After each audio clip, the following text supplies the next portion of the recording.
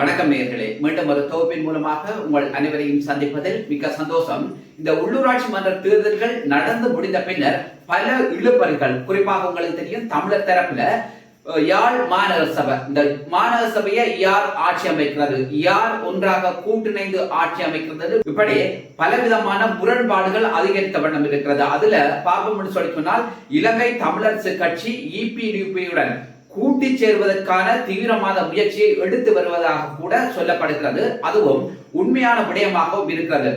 யாழ் மாநகர சபையில யாழ்ப்பாணத்தில் இருக்கிற பல பிரதேச சபைகளா ஆட்சி அமைக்கிறதுக்கு இலங்கை தமிழரசு கட்சி EPDPயுடன் டீல் பேசி வருகிறது என்றதுல எந்த விதமான சந்தேகமும் கிடையாது. ஏன்னு சொல்லி சொன்னால், இன்றைக்கு வெளிவராத பல உண்மைகளை இந்த தொகுப்புல சொல்ல போறேன். அதே வேளையில இலங்கை தமிழரசு கட்சி தமிழ் தேசிய மக்கள் முன்னணியுடன் ஏன் கூட்டு சேரையில என்றதுக்கும் பலவிதமான காரணங்கள் இருக்கு.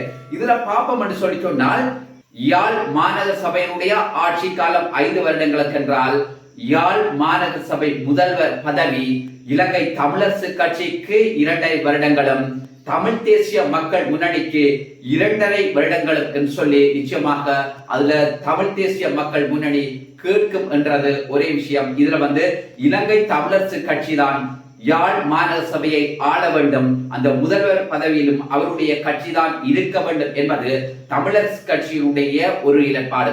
அடுத்த நிலைப்பாடு என்னன்னு சொல்லி சொன்னால், இலங்கை தமிழரசு கட்சி அரசாங்கத்துடன் இணைந்து போகக்கூடிய சூழல் ஏற்படும்.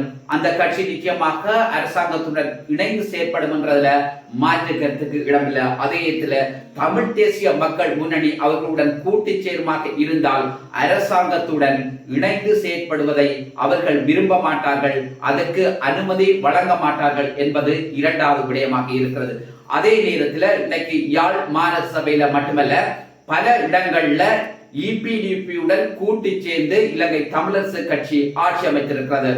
2018ஆம் ஆண்டு கால பகுதியில யாழ் மாநகர சபைக்கு EPDP இலங்கை தமிழரசு கட்சிக்கு ஆதரவு வழங்கியது. இது மட்டுமில்ல, சாவகச்சேரியில ஆதரவு வழங்கியிருக்கு. அதே போல பருத்தித்துறை பிரதேச சபைக்கு ஆதரவு வழங்கி இருக்கிறதுன்றத எவராலையுமே மறக்க முடியாத உண்மையாக இருக்கிறது. அதே நேரத்தில் தான் இன்றைக்கு இலங்கை தமிழரசு கட்சியினுடைய முக்கிய உறுப்பினர்கள் EPDPயுடன் ஒரு பேச்சுவார்த்தை மறைமுகமாக நடத்தி வருவதையும் அவதானிக்கக்கூடியதாக இருக்கிறது. அதுதான் உண்மையாக இருக்கிறது. இலங்கை தமிழரசு கட்சியினுடைய முக்கிய புள்ளிகள் மட்டுமல்ல, பிரதேச வாரியாக இருக்கின்ற முக்கிய தரப்பினரும் EPDP கட்சியுடன் இந்த பேச்சுவார்த்தைகள், அதாவது கூட்டு சேர்க்கின்ற பேச்சுவார்த்தைகள் தீவிரமாக ஈடுபட்டு வருகிறார்கள். அதே நேரத்தில் தீவகத்தில் இருக்கிற அனைத்து பிரதேச சபைகளுடனும் கூட்டி சேர்வதற்கு இலங்கை தமிழரசு கட்சியும் EPDPயும் பேச்சுவார்த்தை நடத்தி வருகிறார்கள் என்பதுதான் யதார்த்தமான விடயமாகவும் இருக்கிறது. அதே நேரத்தில் ஊர்காவற்றுறை பிரதேச சபையாக இருக்கலாம், அதே போல மேல்நிலை பிரதேச சபையாகவும் இருக்கலாம், நெடுந்தீவு பிரதேச சபையாகவும் இருக்கலாம். இதிலே தனித்து எவரும் ஆட்சி அமைக்க முடியாத நிலை காணப்படுகிறது. ஆகவே ஏதோ ஒரு வகையிலே ஒன்றித்து பயணிக்க வேண்டிய அந்த தேவை இருக்கிறது. அதன் அடிப்படையில் தமிழ் தேசிய கட்சிகளுடன் ஒன்று சேராமல் இலங்கை தமிழரசு கட்சி EPDPயுடன் ஒரு கூட்டி சேர்வதற்கு பேச்சுவார்த்தைகளை நடத்தி வருகிறது என்பதிலே எந்த விதமான சந்தேகம் கிடையாது. இதுல தீவகத்தை பொறுத்தவரையிலே தீவகத்தில் EPDP கட்சியினர் இலங்கை தமிழரசு கட்சியுடனும் பேச்சுவார்த்தை நடத்தி வருகிறார்கள். அதே போல யாழ் மாநகர சபை விடயத்தில் இலங்கை தமிழரசு கட்சி EPDPயுடன் பேச்சுவார்த்தை நடத்தி வருகிறது.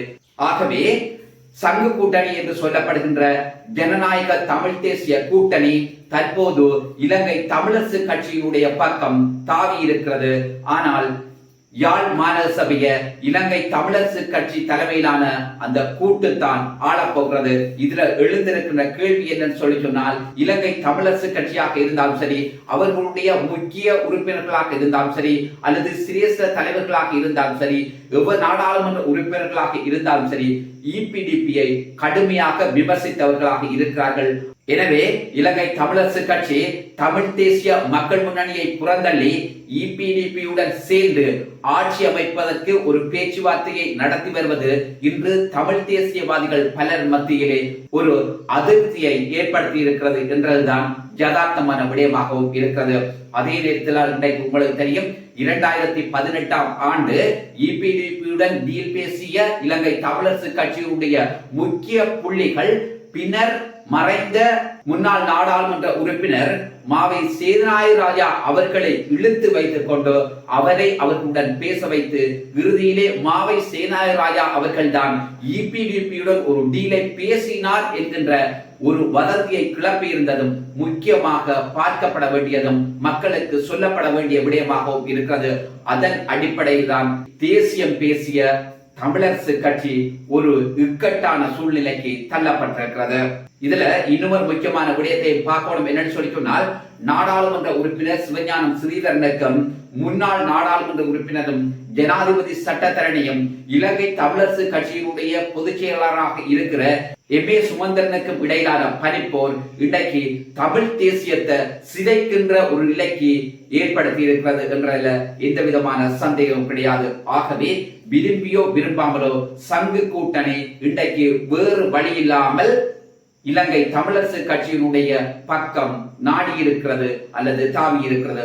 ஆகவே சங்கு கூட்டணி தமிழ் தேசிய மக்கள் முன்னணியுடன் இணையமாக இருந்தால் நிச்சயமாக யாழ் மாநகர சபையிலே ஒரு மாற்றத்தை ஏற்படுத்த முடியும். அதே வகையிலே ஏனைய கட்சிகளும் நிச்சயமாக இந்த கூட்டுடன் இணைவார்களாக இருந்தால் யாழ் மாநகரத்தை பொறுத்தவரையிலே அதிலே பலவிதமான மாற்றங்களை கொண்டு வரலாம் என்பது பலருடைய அபிப்பிராயமாக இருக்கிறது. அதே நேரத்திலே மீண்டும் யாழ் மாநகர சபைக்கு முன்னாள் யாழ் மாநகர சபை மேயர் இமானுவேல் ஆர்னோல்ட் தான் நியமிக்கப்பட இருக்கிறாரா என்கின்ற கேள்வியும் இந்த இடத்திலே இருக்கிறது. ஏன்னு சொல்லி சொன்னால், கடந்த காலங்கள்ல யாழ் மாநகர சபையினுடைய மேயராக ஆர்னோல்ட் வருவதை EPDP விரும்பவில்லை.